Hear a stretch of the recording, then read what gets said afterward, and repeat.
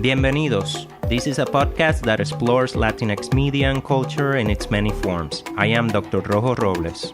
And I am Dr. Rebecca L. Salois. And we are Latinx and Latin American Studies professors at Baruch College in New York City. In this podcast, we will analyze Latinx film, television, literature, art, and cultures. We will consider how these works are perceived, analyze them, and investigate the real-world reflections and implication of that work on Latinx cultures in the U.S. and beyond. Welcome to Latinx Visions.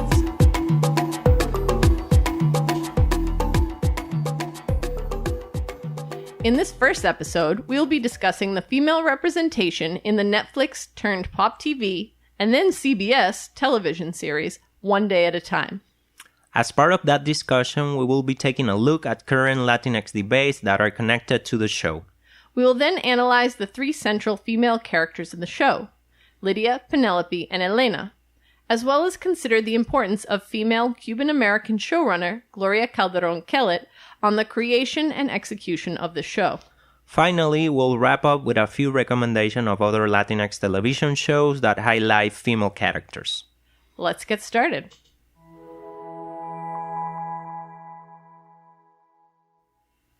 All right, so let's start out with some current Latinx debates, right?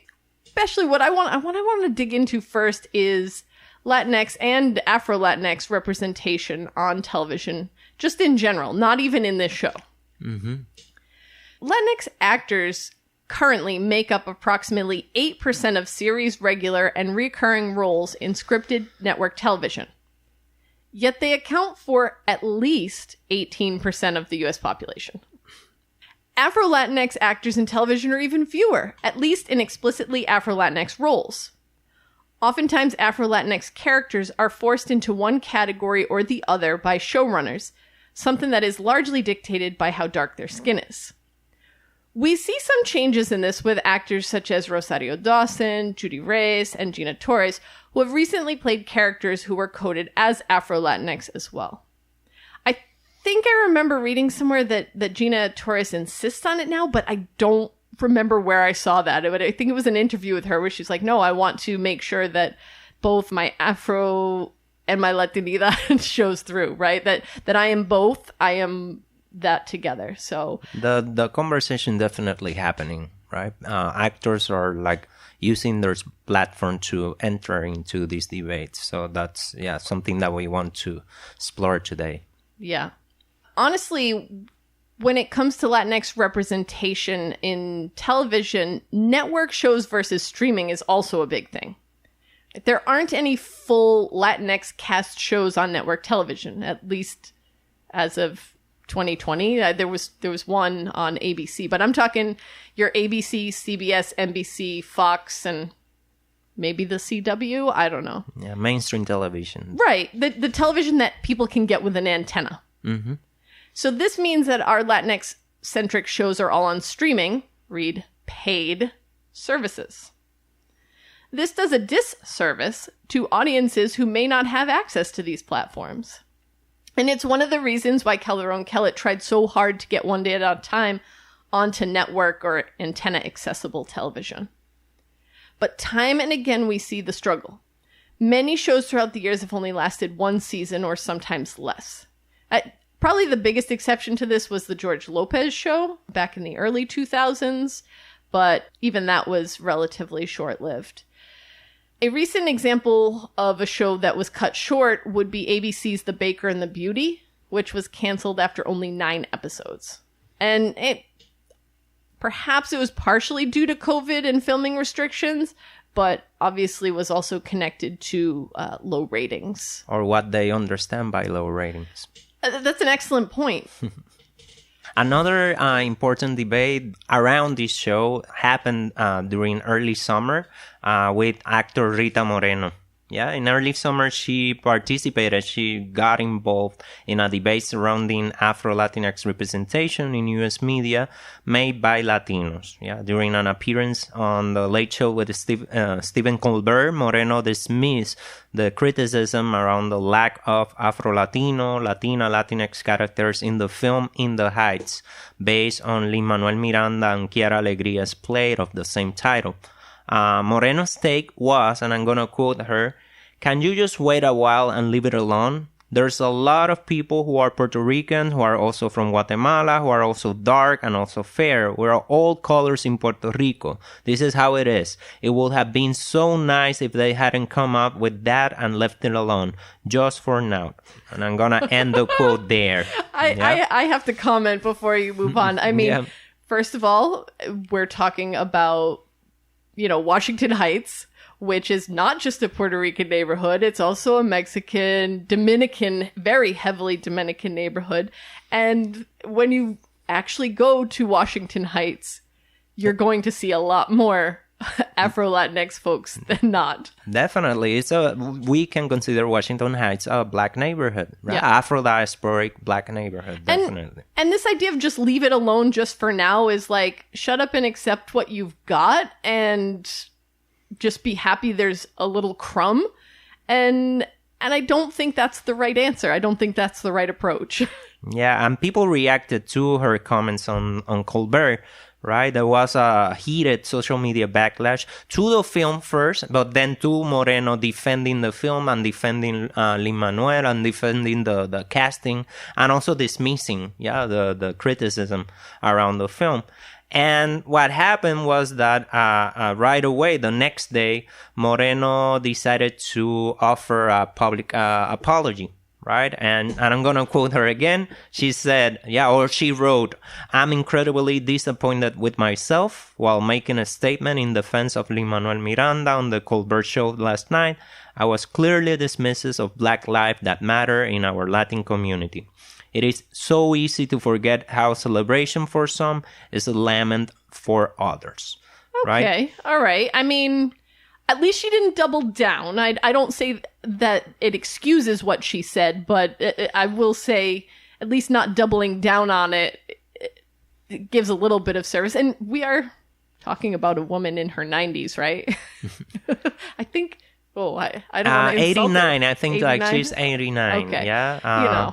I think like beyond this specific debate about In the Heights that has been going on for months now, and there has been many clever reactions to In the Heights. Yeah, a lot of think pieces, a lot of tweets, from many people. Mm-hmm. I think it is interesting to bring this Moreno public intervention into today's conversation, not only because she's part of One Day at a Time, but because, contemporary audiovisual works made by Latinos have failed to account for Afro-Latino topics, stories, and characters. And that's what people were commenting on regarding In the Heights. And we can actually apply that criticism to One Day at a Time. Absolutely. At the same time.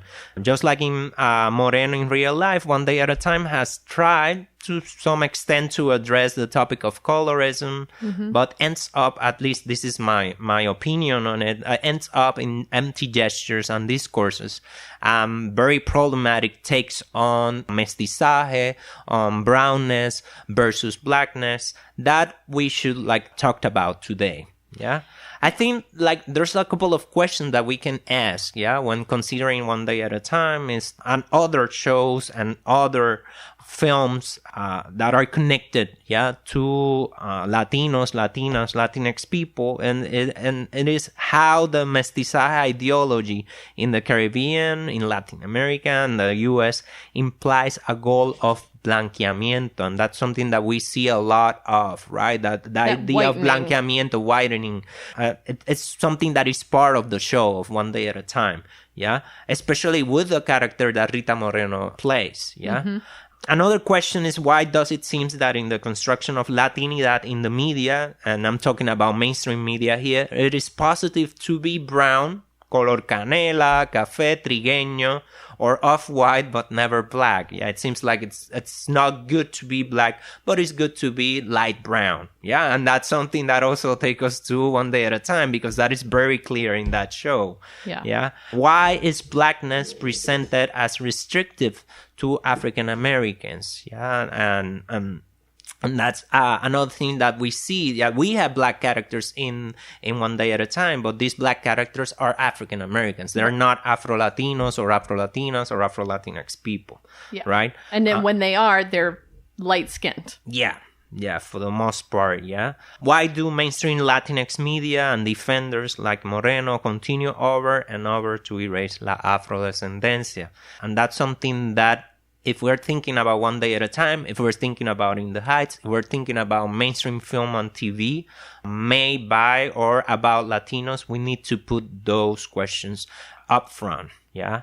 I believe these questions are key to approach critically all these recent productions, film productions, TV production, but also because, we should think about the real-life repercussions of colorism and racism in Latinx communities, yeah? Puerto Rican political analyst Natasha Alford said in a Twitter thread responding to Moreno's comments, and I'm going to quote her, "Including Afro-Latinos is in the Height is not about charity or thoughtfulness or even diversity. It's literally about accuracy, creating an honest historical record." Yeah, this idea of creating an honest historical record, I feel like it's very on point. If you're calling your film In the Heights and it's about a particular neighborhood that is a black neighborhood, there should be some more black people besides Benny, who is not Latinx either, right? Benny is African American. Exactly. Well, what happens also in One Day at a Time. Exactly. Yeah. The way people, and I'm quoting again, right, Natasha Alford, when she says the way people don't see a problem with In the Heights casting is the same way people don't see racism or erasure of Afro-Latinos in real life. We're talking health disparity, economic exclusion, racist, beauty standards, microaggression. It's bigger than a movie. End of quote. I'm going to finish the quote there. But in this case, all those things that she mentions apply to One Day at a Time. And but One Day at a Time as a reflection, right, of real problems within the Latinx, with the different Latinx communities.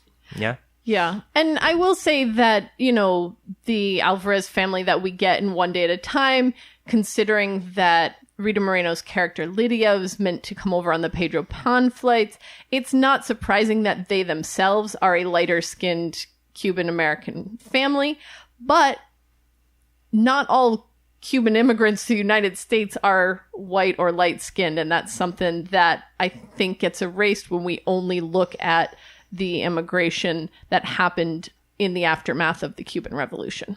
Yeah, and another thing that we have to consider that is very connected to the mestizaje ideology in Latin America is this idea of Hispanidad. How, like also in the show, Cubanidad equals Hispanidad, right? A Europeanness, Lydia is very much about that. Yeah, precisely. It's about the Spanish language. There's a moment in which Lydia defines Cubanidad through the Spanish language, but also that she defends that actually Cubans comes from Spain. From Spain. So the Afro-Cubanidad is completely erased in the show, or at least when it is mentioned, is mentioned as something minor.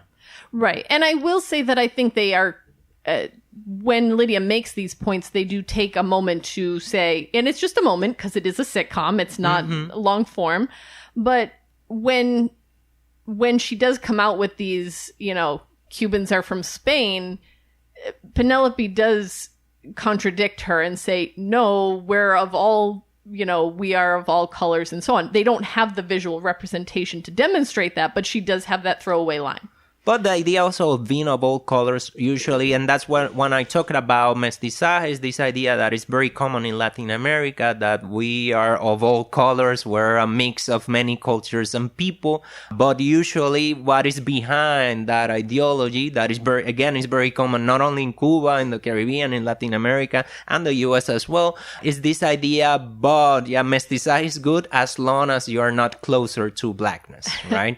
And that's And we what need to we're break talking that. about. Yeah, we need to break that unpack that in the show, but also in real society, life. in Yes. real life, definitely. Yeah. So with those concerns, let's go into it. Yeah, let's unpack one day at a time.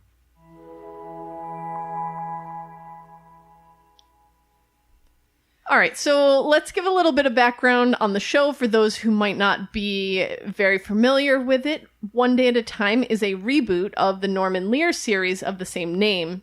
The original series ran on CBS from 1975 to 1984. It followed a white mother and her two daughters. There was no grandmother in that one, but there was the repairman landlord guy in that.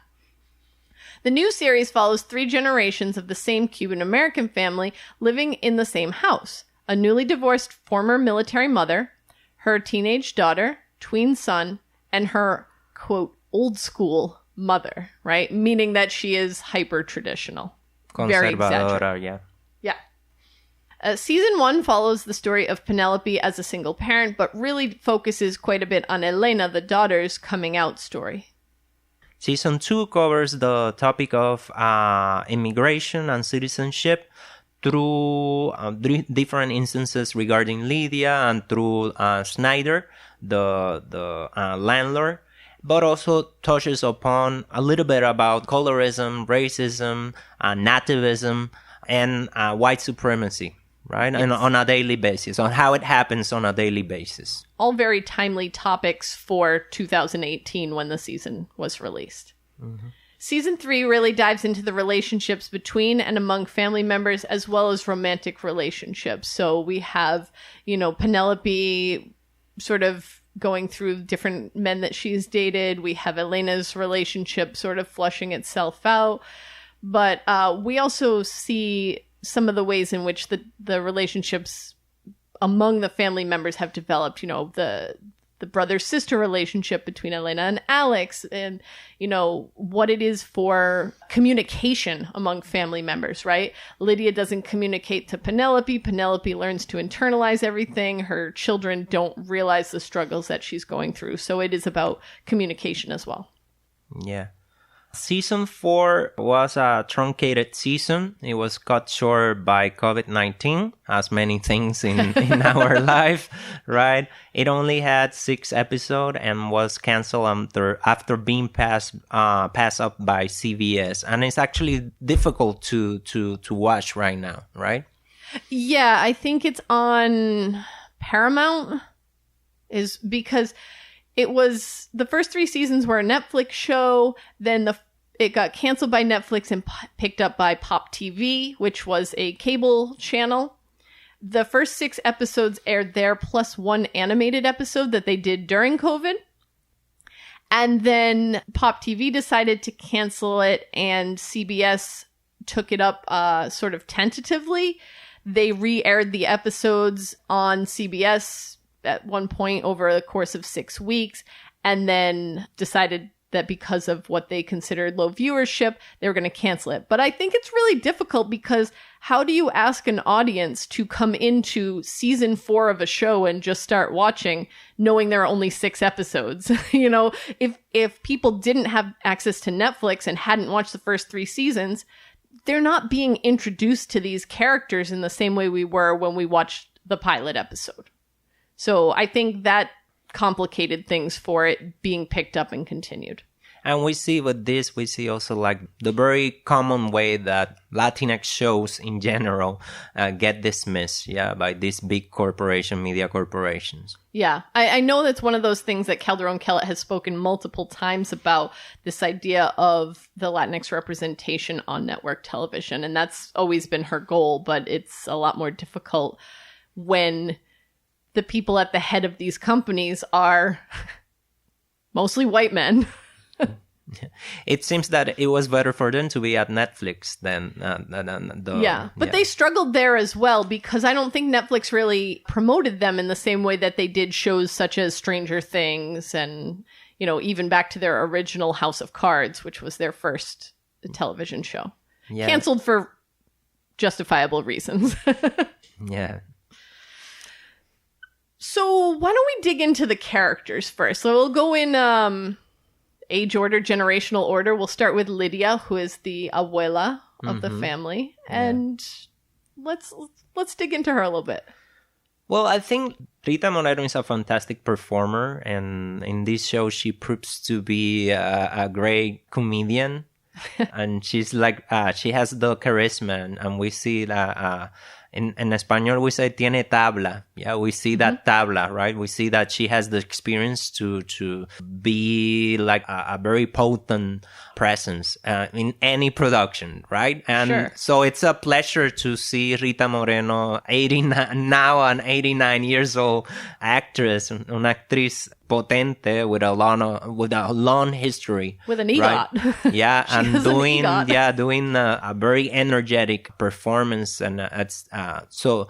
But having said that, right, and this is something that I feel it's connected, to writing, but it seems also that in a way it is very with Rita Moreno as a person too. It seems, right? It's this idea of Lydia as a very or presented as a very stereotypical grandmother, as a very stereotypical abuela, right? And what we have here is also things that I have identified while watching the show is like these shallow signifiers of Cubanidad, but also Latinidad. And I feel like that's something that we can talk more later on, is this idea how Cubanidad here it's actually more Latinidad, or at least it's presented more as Latinidad than Cubanidad, right? Yeah. But nonetheless, right, there's like an idea of, I feel like the show in many ways feels like it's checking boxes, trying to make sure that they cover like different things they understand by Cubanidad, such as the exaggerated accent, this idea of being passionate, right? Lydia is this old school Cuban, so thus she is passionate, right? She's a diva. It seems like they're saying like all Cubans are divas, all Cubans are these passionate people. When we have the flashback with Lydia's husband, he seems also, he's like a galan, right? Yeah. What would we say, a galan? He definitely falls under a stereotype that we don't get to explore simply because he is dead. Yeah, definitely. But when he appears, we see that it's also like this idea of the Latino as spicy, right? As a very sensual and sexualized person, right?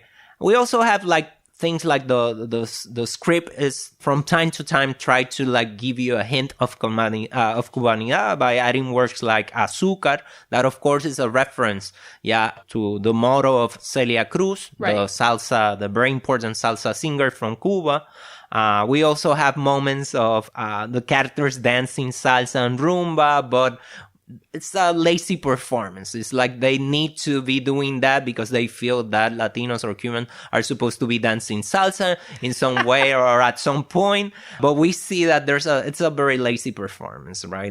These people are not really dancing salsa. And when you see like real salsa dancers, well, yes, but they're just in their living room. They're just in their living room. I feel like, I feel that they could have done better at choreographing these moments, right? There's slight reference to Santeria and the Afro heritage in Cuba and the Cuban diaspora, of course, but they're like minor, like kind of like in passing, right? Nothing too deep or nothing to take very seriously within their representation of Cubanidad. Of course, we have like, although they're very anti-castristas and they're very anti-la revolución, right? We have them with this signifier of the cigar, that is very connected, to Fidel Castro and to los revolucionarios, right? Yeah, that moment when Lydia's on the fire escape studying for her immigration exam and smoking a cigar, which is presumably a Cuban cigar. Yeah, exactly, right? And another thing that we already started to talk is this idea of translating Cubanidad as Hispanidad. So we have moments of dancing flamenco, again, very in a very sloppy way, or like kind of like bringing, she's a dancer. Of course, the character was a dancer, but we see that it's also a dancer is very connected to these ideas and aesthetic connected to Spain and very Earl-centric, right? And we see like something that it's important, and I feel like the character is also in many ways is a spin-off of Moreno's character in West Side Story. And actually the show does a lot of inside jokes about that, about Rita Moreno being the actor in West Side Story. But it's the same thing. Like what happened in West Side Story is like also like this idea of defining Puerto Ricanidad in the case of West Side Story as Hispanidad, and using flamenco as the to like signify Puerto Ricanidad, erasing the Afro-diasporic music or Afro-Boricua music, or in this case Afro-Cuban music. And then we have Catholicism. That is also like a staple of how Latin America is defined. And that's extremely interesting because, Cuba, especially after Castro, became a non-Catholic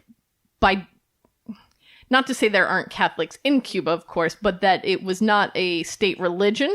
So the assumption is that all of the Catholics left Cuba with the revolution. And so I think that's part of the hyper Catholicism that we see through Lydia. It is exaggerated to an extent, for sure. Yeah. But that takes us to the who's the ideal audience, for this Cuban family. And I feel it's trying, to touch base, with an anti-castrista. Get those Miami Cubans to watch. Yeah, I feel like it's going there. That's the ideal audience. Very Cuban as pro-US, because they're it's like saying that Cubans are always pro-US or are always pro the US as a paternalistic space that defends them against the ills of communism. And I feel that the show at times signals, right, or points towards perhaps doing a satire, right? That perhaps we could read it as a satire of an elite criolla venida menos, right? Cuban elite that, now... she's been taken down a notch. Yeah, exactly. But it is not clear. The intentions regarding that type of satire is not really clear within the show. Okay, I think that's interesting because I did find it to be clear, but I don't know what gave me that impression, right? That I thought the exaggeratedness of Lydia was quite intentional to draw our attention to the fact that not everyone is that way, because the other characters are not. The other characters call out some of those behaviors as well at times, especially Elena. And so I found Lydia's over-exaggerated, bordering on stereotypical character, which I'm going to get into in a moment, quite intentional, right? And what I want to draw attention to first is this idea that stereotypes are not always a negative thing. Oftentimes you hear, don't stereotype this, or this is so stereotypical. And it comes across as negative. I personally like the way Frederick Luis Aldama and Christopher Gonzalez put it in their book, Real Latinxes. That's REEL Latinxes. They said, stereotypes as a construct are not evil or harmful as a storytelling device. Sometimes in storytelling, filmic or otherwise, the storyteller doesn't have the time or space for full nuanced characterization. However, I think it's important to note that later on the same page of the book, they remind us that, quote, an identity group must be allowed to be more than the sum total of a stereotype. And that's the problem with Lydia, I feel. That I feel like in many ways it's a sum of all these stereotypes. She is, and if she were alone on this show, it would be a disaster, right? But in contrast with the other characters, I think we're able to develop that a little bit. So I think, sure, Lydia does exhibit many stereotype characteristics, but they're often used to call attention to these stereotypes and then flip them on their head. Now, we can argue about how well they do that and how in detail they do that, but there is these or how successful is this flipping, of stereotype. I think an excellent example is when Elena, her granddaughter, comes out to her in season 1. It's episode 11, Pride and Prejudice. Elena leaves the room after coming out to Lydia, and Lydia's processing this news with Penelope, and she goes into this whole speech, and it touches on a lot of the stereotypes. I know I've had students who have addressed things with, like, my grandparents are very traditional, and it's not just Cubans, like you said. This speaks to Latinidad as well. Mm-hmm. And she's processing out loud, and she says, "This is Lydia's quote. Look, I'm not going to do the accent because that's wildly inappropriate. I'm just going to read it as a quote." Yeah. Yes, please. "Look, I know you're cool with this, but you have to understand, I'm a religious woman, and I'm sorry, but I have a problem with Elena being gay. It goes against God. Although God did make us in his image, and God doesn't make mistakes. And when it comes to the gays, the Pope did say, 'Who am I to judge?' And the Pope represents God. So what? Am I going to go against the Pope and God? Who the hell do I think I am? Okay, I'm good." And it's just one example, but it sort of addresses this like, oh, my grandparents are hyper-Catholic, so they're automatically going to dismiss this. And it allows her this moment to process through how her Catholicism and Elena's identity can coexist and actually even be compatible. Yeah, she's also like and this is something we will talk with when we talk about the mom, Penelope, right? But she's against Penelope going to therapy, and we see that there's like moments in which she actually understands, right? There's an episode that actually she understands that Penelope needs therapy and is doing good things to her, right? So we see that at times, there's moments in which, and I think those are moments that are very rich, and I wish the show had more of those moments, right? Of actually flipping those stereotypes, or people who actually hold like very strict or conservative stance at times could reflect or think differently, right? So the thinking process is always evolving in all of us, right? So acknowledging that, I feel, is very important, and the show does that from time to time. And I think those are the very powerful moments of the show. And I do feel like, and I know you weren't able to finish the entirety of the show, but I do feel like there's a lot of those, at least on the individual level, among family members in that third season, where they do come across, they are able to process through some of those moments a little more deeply. Like you said, Lydia accepting Penelope's attendance in therapy and everything. We see a little bit more of that even in season 3 as well. Yeah. I only got to season 2. That's fair. I watched I only watched like season 1 and season 2. Full disclosure.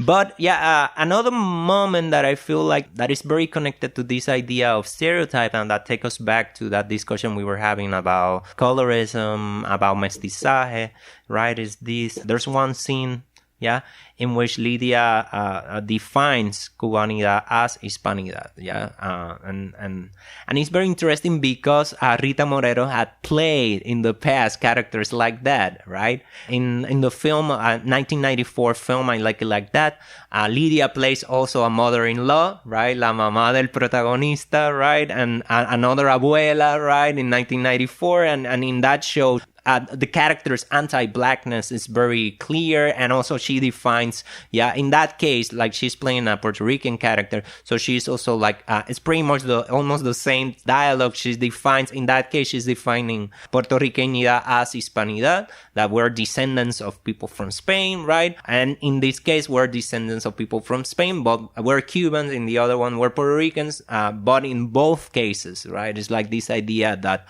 Puerto Rican culture or Cuban culture it's solely, right, Hispana as in from Spain, as in from Europe, right, as in white too, because this idea of Hispanidad is very connected to el blanqueamiento, right, of la cultura. And you mentioned that, like, in a lot of the relationships and stuff, that they are dating white people or lighter skinned people. I mean, Elena's significant other is white. Penelope does date another Latinx guy, but he's very white, like almost, if they hadn't drawn attention to his Latinidad, he's very white passing, and ends up with a white character at the end of the series. Yeah, it seems like the show kind of like if you see like many episodes, And this is, of course, I feel like to talk about Puerto Ricanidad or Cubanidad or Latinidad as Hispanidad, as equal to Hispanidad. It's like you are getting into the mestizaje ideology that says that to be light brown, yeah, it's good, right? It's celebrated. And for example, Lydia, the character, yeah, celebrates Papito all the time, and she likes the caramel color skin and all that, but blackness again is rejected or ignored, or very like something very minor that is mentioned or referenced in a very like lightweight. Let's not get into that way, right?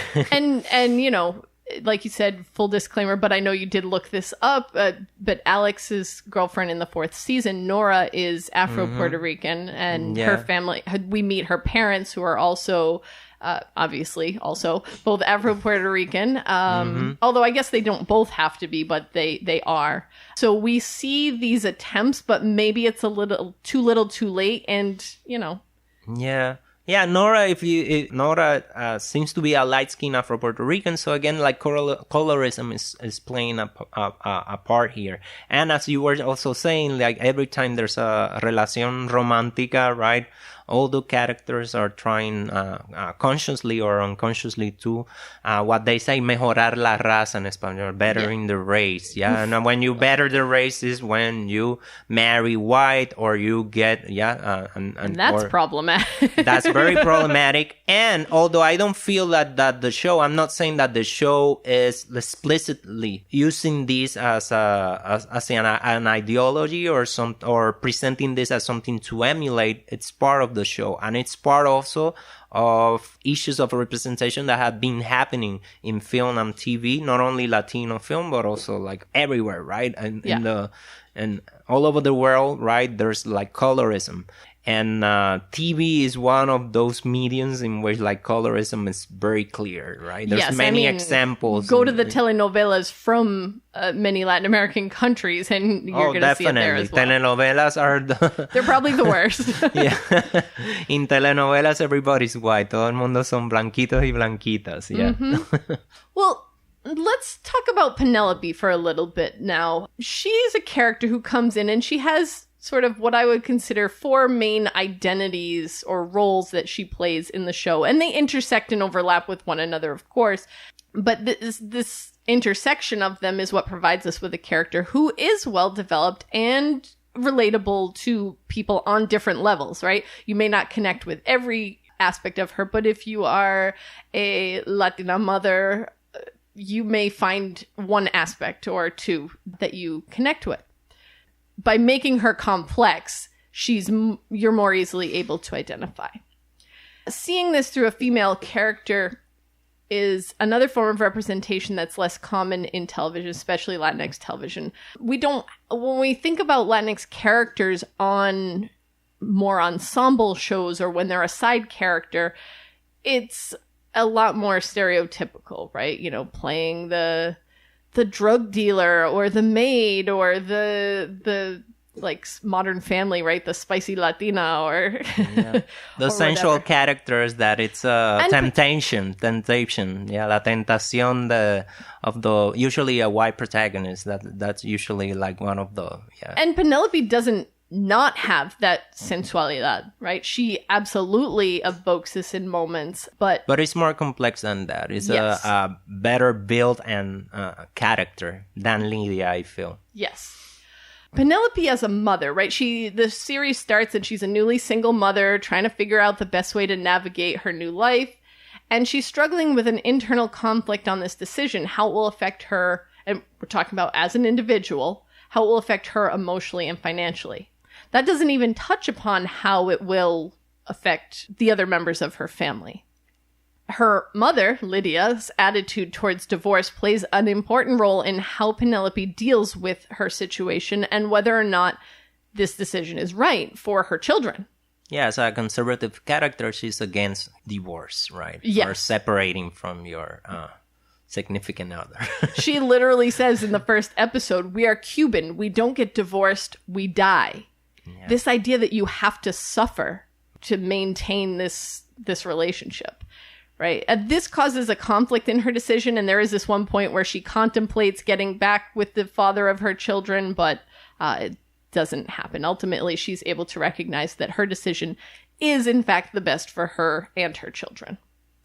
Now, Penelope is also a nurse. She's a nurse and she's a veteran, and this is where we're going to see some overlap here. She is suffering from PTSD. She also has anxiety and depression, and she knows she needs to take medication for her mental health. She this moment, I don't know, to me it is kind of funny. I definitely crack up here. But she tells her boss, Dr. Berkowitz, the doctor whose office she works at, that as a nurse, she understands that she needs help and that she would encourage her patients to take the medication and seek therapy. But as a Cuban, she says, I will suffer in silence. Of course, Dr. Berkowitz comes back with a silent Cuban. I'd love to see one of those, right? Just for the laughs. But there is this element is like, I need to suffer, right? This idea that you have to suffer through this, and that's how you're a strong individual really comes through. Yeah, there's definitely the show like touches upon the issue of accepting mental health therapy and accepting that you have mental health issues, that you're dealing with your mental health, and many times the best way is through therapy, but also medication. If that is the case, it is important to understand or at least explore that option. Trying to dismantle the stigma against these ideas. Now, as far as how Penelope being a nurse affects her family, in season 3, she decides to go back to school to become a nurse practitioner.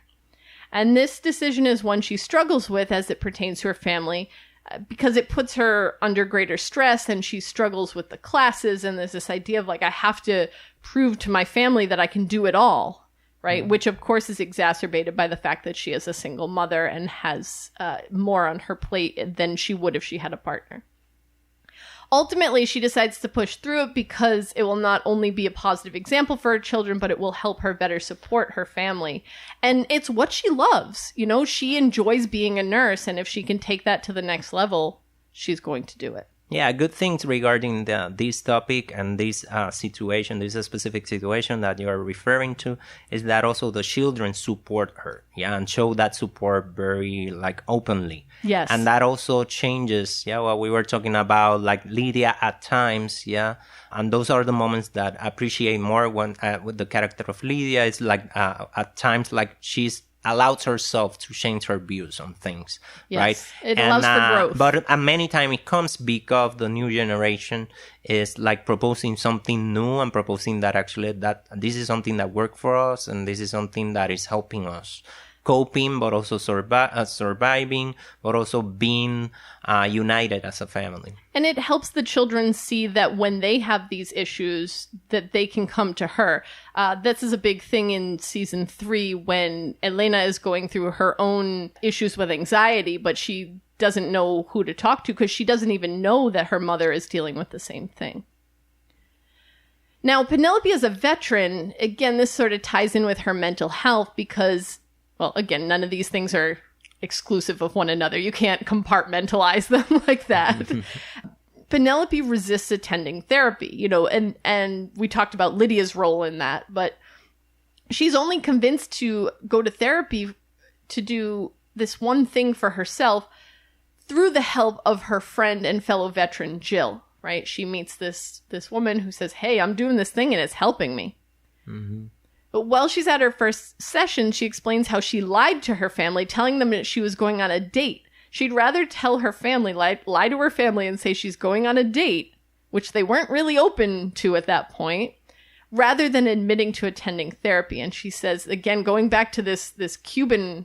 Yeah, this Cubanness as una identidad conservadora. Yeah. Right? She says, I'm Cuban. We don't really do therapy. Yeah.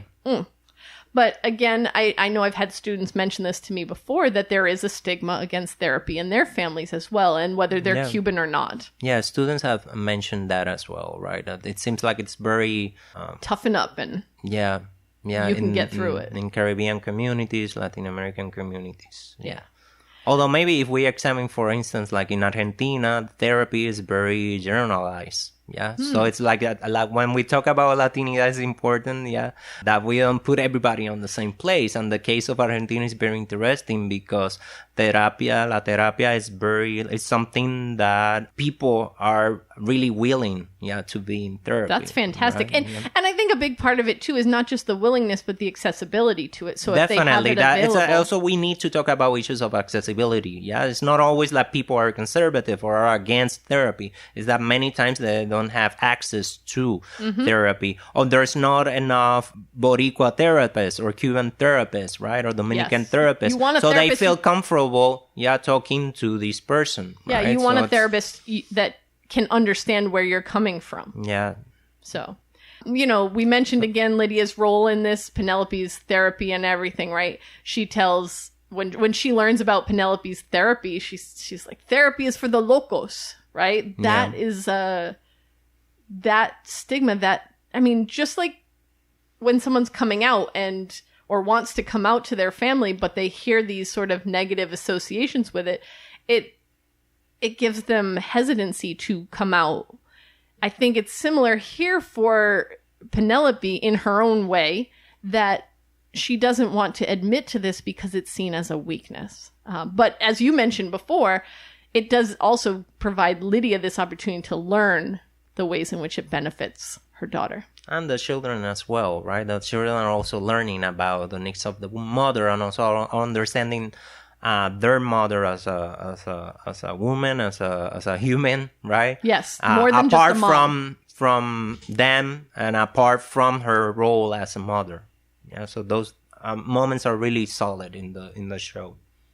So in regards to Penelope's mental health, I've really touched on a lot about this through talking about her roles as a nurse and a veteran. But the fact that the show provides viewers with a character like Penelope is so important. She serves as a way to demonstrate to Latinx audiences that dealing with mental health is not just something for white people, which I think when we're talking about Latinx populations in the United States, that stigma is very real. Yeah. And we talked about it being beneficial to the children and the issues that they're dealing with. This idea that Penelope thinks she has to hide her weaknesses from her children and only show the strong side because that's what her mother did, gets broken down when she realizes that her children are actually at a disadvantage by not understanding. She relates to them in other ways. One thing that I want to mention about, I feel like the show does a great job as presenting therapy as something that is positive for the individual, but also for the family. But there's something in particular about veteran mental health that it's not there, that I feel that the show could have addressed it, right? As there's no critique about militarism, and there's no critique about the U.S. military-industrial complex. There's no critique about, right, U.S. imperialism in the Caribbean or the U.S. neocolonialism in Cuba, the ongoing blockade, the sanctions, and all of those things are actually like very important when we're addressing mental health. There's a part that it's very specific to the individual, but there's also social aspects, right? And the show at times it's always like talking about being Cuban, right? But when they talk about being Cuban, it's something superficial, right? This the stereotypical representation of Cubanness that we were talking about before, right? The links between mental health and the social aspect that are connected, to the well-being of people from Latin America, from Cuba, or the well-being of veterans, is not really covered, right? It's kind of like erased. The show seems to be saying that the responsibility of accessing mental health falls into the individual, right? Yeah. Well, I mean, that's very, very U.S. American too. Perhaps, but we see that in the if we look at Penelope versus her ex-husband, right? We see that Penelope is actually taking steps toward her well-being and the well-being of her family, her mental health well-being, but then the ex-husband is somebody, because of all these prejudices and stereotypes assigned to therapy, he seems to be self-medicating, or at least the show presents him like that. So they contrast the two members of that couple, through their approach to mental health, or through the acceptance or lack of acceptance to mental health, right? But the show never addresses, right, other aspect of veteran life that it's extremely important, or at least I feel like it should be key, when talking about mental health in the specific case of veteran people. That is very connected to politics, it's very connected to global issues, it's very connected to the violence of war, right? And to imperialism, not only U.S. imperialism, it could be European imperialism, right? And others, right? But the show tries to avoid that type of analysis when addressing mental health. And I wonder if that's just a consequence of being a sitcom and the type of show it is, what ways they can get into those issues that are very serious without sort of losing the humor element. Like, what's the balance on that? And I'm not a TV writer, so I don't think I could answer that question. But I think the medium is something that plays a role in that. I think you shouldn't ignore it, but I wonder how deep into it you can get without making it the primary focus. At the same time, sometimes they get very deep. For example, there's one episode in which Penelope talks about suicide, right? And talks about that is very deep, that is very heavy. And they actually go there, and I appreciate those moments because they were willing to get deep into the topic. I feel like the show is like that. At times they get really deep into this topic and these issues that are affecting, they pull back. And then or they pull back, or at times they prefer, especially when they're connected to politics and U.S. politics and U.S. Foreign policy and the history of the U.S. as an empire. The show kind of goes into a different direction. I think it's season 4, the season premiere of season 4. They have the census guy show up at the house, and it's played by Ray Romano. But he shows up, and all he wants to do is take the census. And there's this idea of this paranoia behind giving census information, which I thought was also a great timely topic. Because, there's actually a play, I don't know if you're familiar with it, it's a Mexican play, El Censo, and it is about these women. I don't know it, but yeah. Yeah, these women working at a, sort of a black market seamstresses, and the guy comes to take the census, and they think he's from, the IRS, or the equivalent of the IRS and everything, and they're worried about their business being taken away and this and that. And it really touches on the fear that many Latinx people have expressed about completing the census because they think there might be a tie to citizenship or something like that. And so they bring in these deeper moments at times, but it's how they can or can't balance them with humor. So, and maybe, Gloria Calderón-Kellett is Cuban-American, but that doesn't mean she's the expert on all Cuban-Americans, right? She's telling one story. Yeah, definitely. And it's important I feel like this show is important to watch it, from that perspective, that this is one perspective and not all Cuban-Americans think the same about politics in Cuba. Not all Cuban-Americans feel the same about the U.S. as a host country or as a country that they want to belong to or that they decide to live in.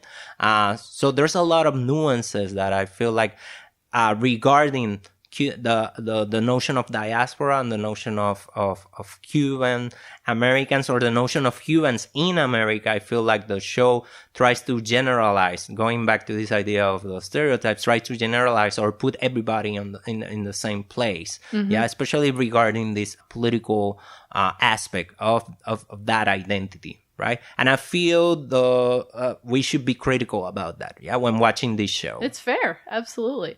Now, if we're talking about political characters, we can get into Elena. Yeah. Let's go to Elena. Elena is the political character. Honestly, por excelencia. Yeah. I look at Elena and I see a lot of myself as a teenager in her, sort of this gung-ho nature that doesn't necessarily have the tools to follow through on a lot of it or the knowledge to follow through on a lot of it. But I think the main focus with Elena, and it's done to an exaggerated point even into the third season. She sort of mellows out a bit in the fourth season with drawing attention to it because she's now feeling more comfortable as a lesbian. But, you know, coming out for Elena is difficult, just like coming out for most LGBTQIA plus teens can be difficult. But this added element of the Latinx cultural gender norms has been shown to add to the difficulty of coming out for Latinx queer youth. There's an interesting study that Alice Fidian Green and others did on Puerto Rican Latina youth coming out, and it's more of a clinical study, but it really does sort of touch on some of these difficulties in coming out. So Elena's recognition of her own sexuality and her subsequent, we can call it successful, coming out to her family. I feel it's very successful, yeah. Yeah. I mean, she struggles with the relationship with her father at first, but eventually even he comes around to accepting her.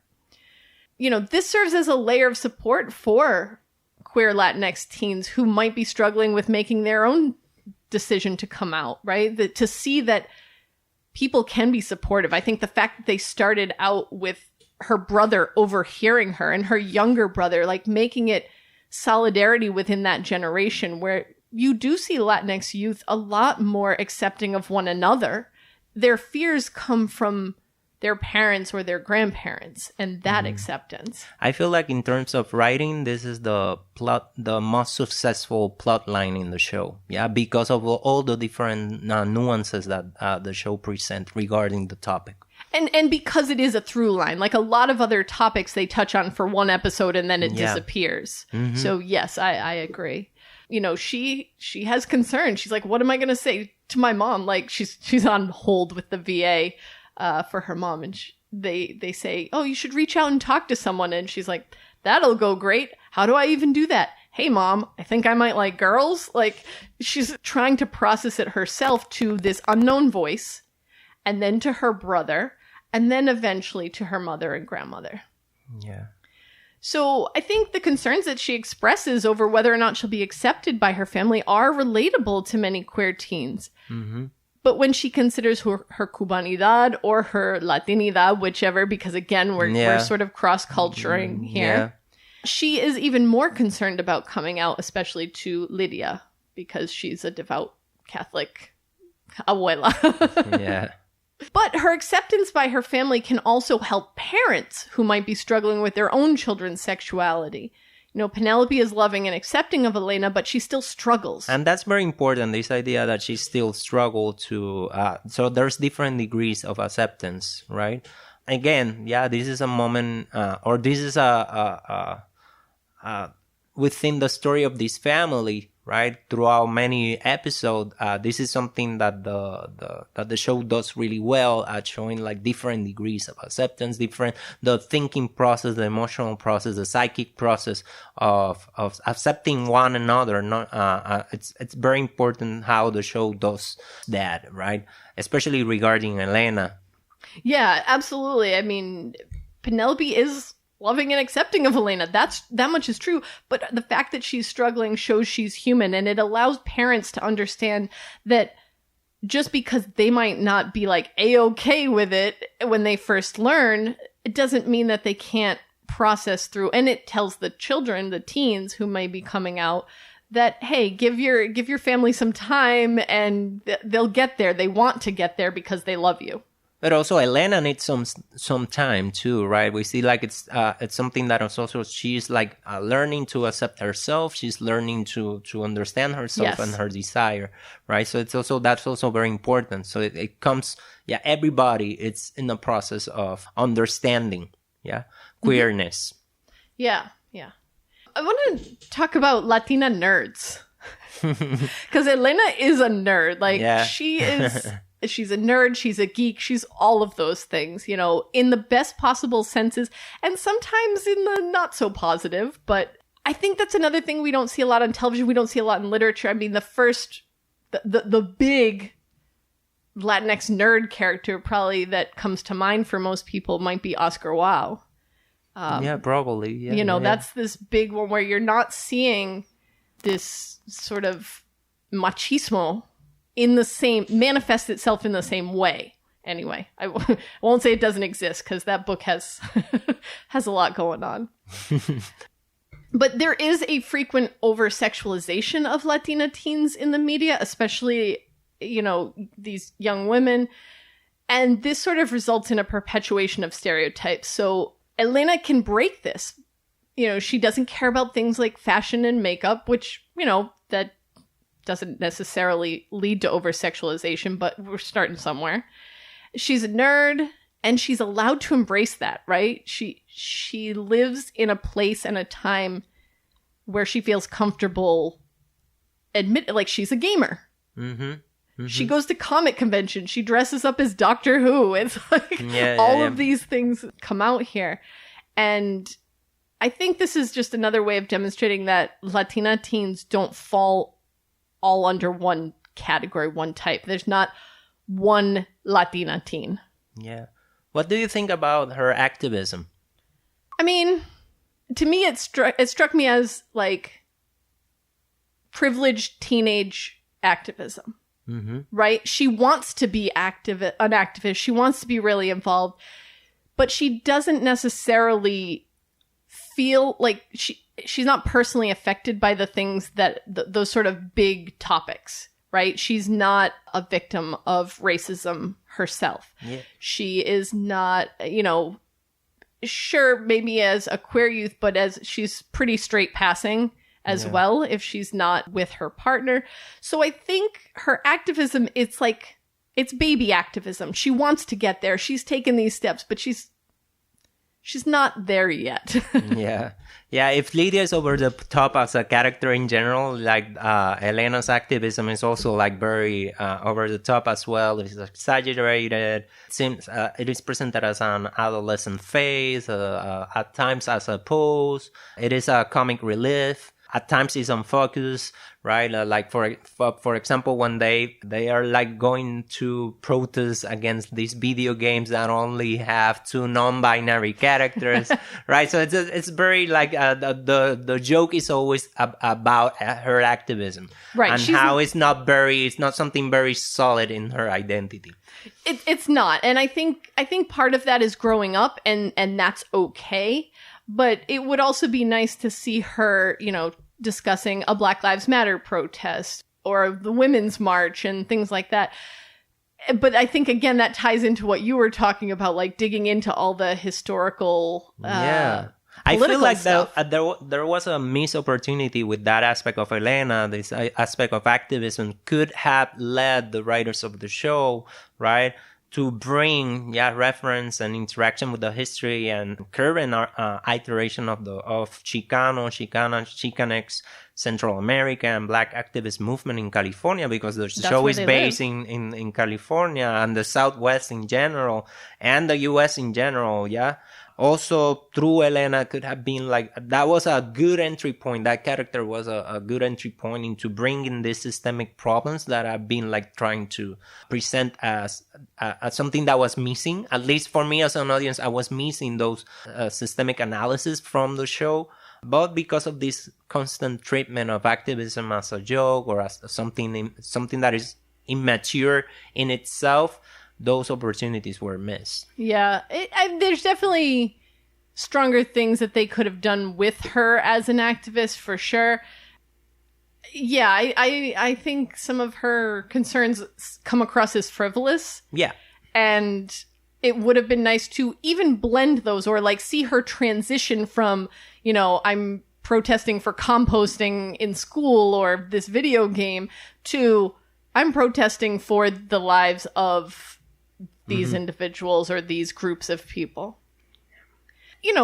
I don't think any television show can be perfect, because that's the nature of that format. And also, as you were saying, it's a sitcom. I understand that the sitcoms, at least like how we understand them, they're presented as something light that you watch. Right now you kind of like stream it and you can binge them, and they don't require a lot of esfuerzo from your part. Exactly. Right?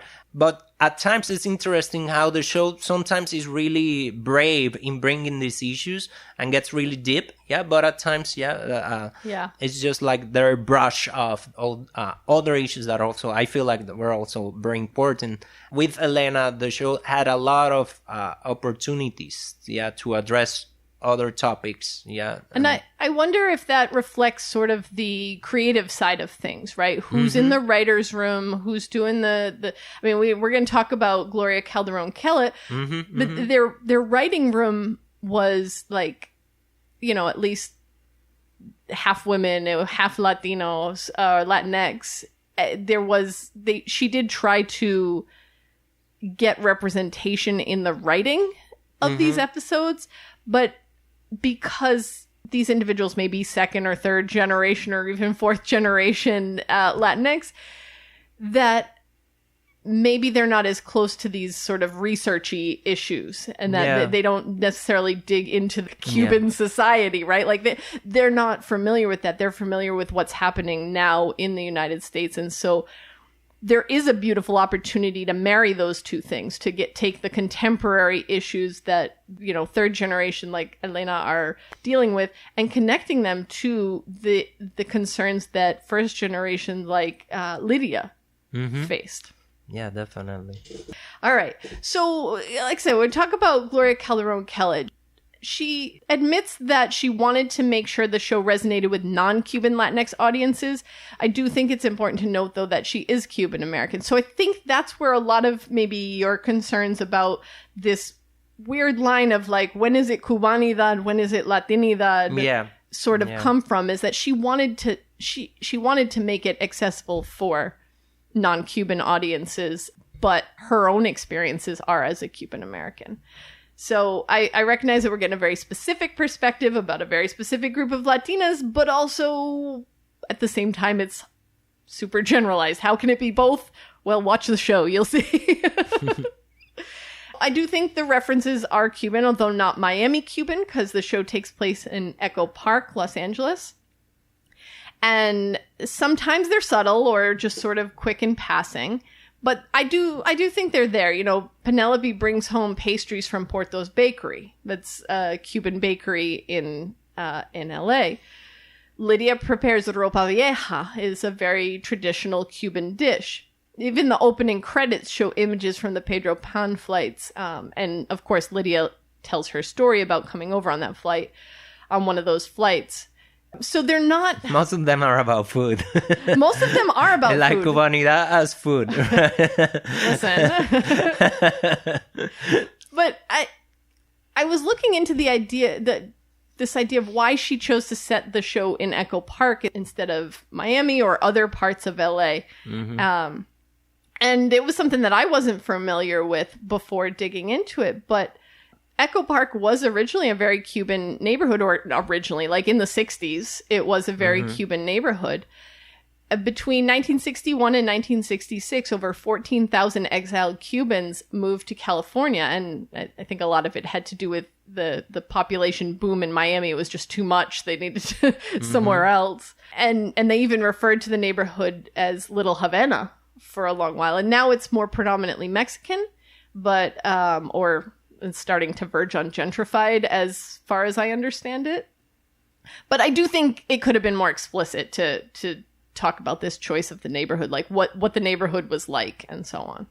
Yeah, that's not very clear in the history of the neighborhood, like why they're in LA and not in other spaces that are more associated with the Cuban diaspora. Yeah, right? And honestly... So that's a surprise, and it's something that it's good because it presents another side, or it allows to think about another side of Cubanidad and the Cuban diaspora. But again, it's like those are the things Sprinkles. That were missing, or they were like treated lightly. Yeah. I mean, I've watched the show through 3 times probably, although some of it in that like background watching. Yeah. And it wasn't until I started digging into it that I had any idea. So anybody who's from outside the Echo Park area would, it's like when shows take place in New York and you're like, well, how realistic is this, right? It's the same thing here. But I do think some of the bits are over-exaggerated. And some for good reason, some not. But I think we can attribute a degree of Latinx authenticity to them. Now, this does not suggest that the family or the actions that they take or the words that they speak are universal for all Latinx audiences. Far from it. But it is able to maintain a degree of relatability for audiences, you know, from the use of Spanish, right? She doesn't even translate some of the Spanish. And that's great. Yeah, that's something great about it. I love it. Yeah. Themes of belonging, whether it's in the U.S. or as part of the Latinx community, right? Because Elena she gets accused of not being Latina enough because she's very white passing. And lived cultural experiences, you know, audiences are exposed to another Latinx story. Mm-hmm. And I think there's an article by Esteban Del Rio and Kristen Moran called Remaking Television, One Day at a Time's Digital Delivery and Latina Cultural Specificity. And that sort of dives into that idea a bit more. And having a Latina showrunner for a show that centers around Latinas, I mean, yes, we have Alex or Papito, but the three central... Pero es un matriarcado, yeah. Absolutely a women-led family here. Yeah. You know, especially a Latina showrunner who identifies as a member of the group of people whose story is being told. She tells us, you know, I'm only telling you one story. Mm-hmm. But this story contains elements that many Latinas can relate to. And one of my favorite stories that I read in an interview with Calderón-Kellett, it was an interview with Olga Segura, revolved around the props. And again, it still ties into food. Yeah. But Bustelo and especially Bustelo. Yes. Bustelo appears in many, many shots. But it didn't used to, right? I mean, that's something that we're seeing now I think even in the second half of the 2010s is where we start seeing that. Calderón-Kellett was doing an event and people came up to her and this one woman said, quote, "I didn't realize that I needed to see a can of Goya in a cafetera until I saw it. It made me cry. I was so confused. Why am I crying? It's just a cafetera." But I'd never seen it before on screen. So those little things that may seem superficial still are more than they've ever gotten before. They're not enough. We're not there. And we have to make that clear. It's not like Rita Moreno was saying, like, just be happy with what you got. It's like, no. But that shouldn't be the attitude. Yeah. Right. But definitely the show is doing, some work. It's in the process of... Yes, it's taking those getting steps. to a different type of representation. And it's just one example, right? Yeah. I feel the show works better. It could be seen as a show that calls towards prideful, but always, and this is something that the show does over and over, try to present the Cuban characters as non-menacing and accommodating. And when I say accommodating, I'm talking about the Anglo-white gaze, especially the male gaze. Yeah. And we see like Schneider as a character who is always there. So he's always like looking at them and many times appropriating their culture, but it's always kind of like a witness of them. So there's always a white male presence to which they're in some way performing. Yeah. The show always tries to appeal and please Anglo-white audiences. I feel like that's something about the shows. Although, I will point out one moment. I think it's in the second season when they're in the ice cream parlor. Yeah. And they're like singing and cheering. And Dale Blanquita. And some white guy tells them to be quiet. And they're just like, you know what? No, we don't need to just cater to you in this. So, but again, I think you're onto something where it started. It was a start, but it didn't take it all the way. Yeah, all the male characters, except for the father, tend to be white. The romantic... Penelope's romantic... Yeah. Even when Latinx are very white passing. Yeah. Another thing that I noticed is like the show, although it keeps repeating its Cubanness, it's very pan-Latin or tries to appeal to... pan-Latin audiences, and that the example of the Bustelo is very clear. Bustelo and Goya are very pan-Latin marcas, right? They're like, and they're trying to kind of like to make sure the show resonates with other Latino audiences, and that's not bad at all. But I feel like when we, it shouldn't be seen as a show that is actually accurate in terms of representing Cubanidad, because actually I feel it's more successful about trying at least to get elements from different Latino groups. And so it actually creates more of an inter-Latino conversation than a deep conversation about Cubanidad in the U.S. I feel like it's more about pan-Latinidad in the U.S. as seen from a light point of view, Anglo-white, for Anglo-white audiences, or audiences that actually had the goal, just like the family, of belonging. This idea of Latinos as people who want to belong into the U.S. So you saying that makes me think that the choice to set it in Echo Park is even more important than setting it in Miami, for example. Probably. Because Miami is so Cuban. Although maybe in recent years it started, there's more of a Puerto Rican presence and everything. But when you think of Miami, you still think of Cubans very specifically, where Echo Park is a little more pan-Latino. Pan-Latin, right? The show is concerned with the issue of Cuban-Americans for sure, but I feel that more so about the issues of Latinos, Latinx people. But Latinos, Latinas, and Latinas and Latinx people, at least in the show, they're presented as people who want to belong, to want to actually fit in, right? It's this idea of Latinidad. It's a construction of Latinidad, that wants to fit in. It's not a Latinidad that is bringing dissent in any way, or it's, as we were talking about, like activism is here, like it's not something too Activism serious light. or not something that is explored in depth in any way. It's more like something that it's funny. Right. And I think that's something that makes it appeal to, or was part of the idea of, well, let's make sure it appeals to white audiences too. Yeah. And for better or for worse. Yeah, and that's we have like a character such as Snyder, like always there, right? The intrusive aspect of Snyder, I feel like it's very metaphorical of the intentions of the show. Yeah, I like that. I like that.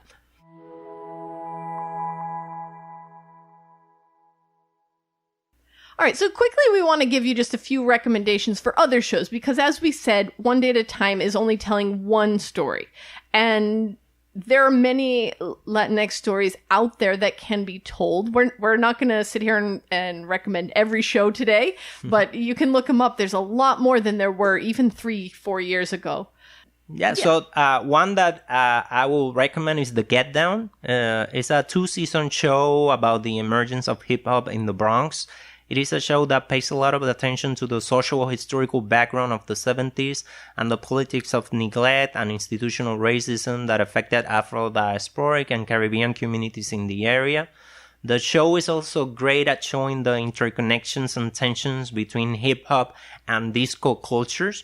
And the main female character is most of the characters are males, but the main female character, Mylene, is an Afro-Puerto Rican independent young woman and disco singer that confronts and resists her patriarchal family, the music industry moguls, and Six, the main MC and character of the show, his pushy love interest. So she's kind of like, she's always defending herself from all these males that want to control her life. So it's very interesting, her narrative arc within the show. That one just popped up on my Netflix recommend, so it will be on the list very shortly. I'm going to recommend Gentified. I mean, I adore this show. I can't wait till the second season comes out. I think it's soon. There is no date yet, but they have filmed the second season. And in this show, we follow the story of the Morales family, and it focuses heavily on 3 cousins with the 2 guys with very Anglo names, I guess. We've got Eric, Chris, and Anna, and they're chasing their own versions of this so-called American dream. But simultaneously, they're dealing with gentrification in their LA neighborhood, which is Boyle Heights. It originally started out as a YouTube series and was later picked up and developed through Netflix. You don't need to see the YouTube series to understand the show. I believe they're different main characters, although there are a few crossover characters in there. It's labeled as a drama comedy, so while there is some laughter, there's also some really heavy content as well. And a heck of a cliffhanger for season 1. Yeah. Going back to New York, there's a really great show that is called Pose, and it's a groundbreaking drama, or perhaps a melodrama because emotions and affectos are always highlighted in it. Yeah, that centers Black, Nuyorican, and Latinx avant la lettre, before that term existed. Yes. Queer, non-binary, and trans cultures in 1980s New York during the AIDS crisis. In a specific, the show portrays the underground ballroom world, the sounds and aesthetics of it, and it contrasts it with and against the white male-oriented corporate world. Right? It has the largest cast of transgender actresses to be starring in a series, including the Afro-Boricua protagonist MJ Rodriguez and India Moore of Haitian, Puerto Rican, and Dominican ancestry. And both of them play trans and non-binary Boricua characters. I am adoring this show. I think I have 3 more episodes to go until I'm caught up, but I really enjoy it. In the second season, even more so, because they're digging into the ACT UP group and that more into the AIDS story. That first episode of the second season when they go to, what is the name of that island? But it's, all the AIDS patients who died were buried there when their families didn't accept them. And so they really are sort of putting on a lot of that serious history along with the storytelling. And you're right, melodrama for sure. I don't think there's an episode I haven't cried. I'm going to recommend 2 last ones, and neither of them are really Latinx-centric shows, but there are shows with ensemble casts in which a Latinx character is not marginalized to the other characters. And that's the Babysitter's Club series and Superstore. Now, in the Babysitter's Club, we have Xochitl Gomez playing Dawn. And I love this because I am a child of the 80s and 90s, and I grew up reading the Babysitter's Club books. And in the books, Dawn is a blonde-haired, blue-eyed California girl, right? So the show gives us a Dawn that is a Latina in a way that works seamlessly with her already established characteristics from the book.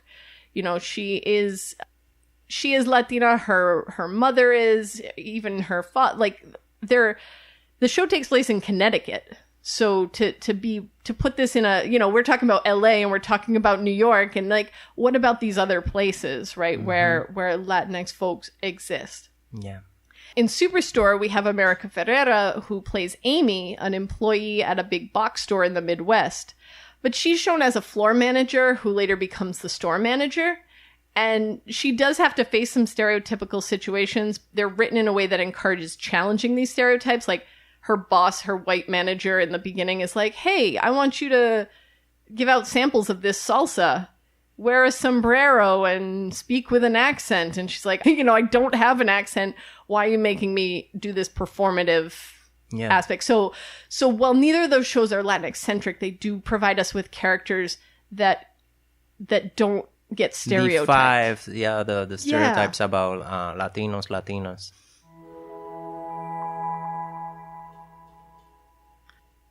All right. Well, thanks for joining us for our first full episode. What do you think? Share your thoughts with us. You can follow the podcast on Twitter and Instagram at Latinx Visions.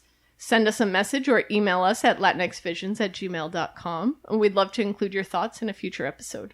Subscribe to us on Stitcher, Apple Podcasts, Google Podcasts, or wherever else you get your podcasts. Share us with your friends and family, subscribe, and leave a 5-star review. Yes, leave the 5-star review because that helps with the algorithms. Ya, estamos a la escucha, mi gente. Dale, until next time.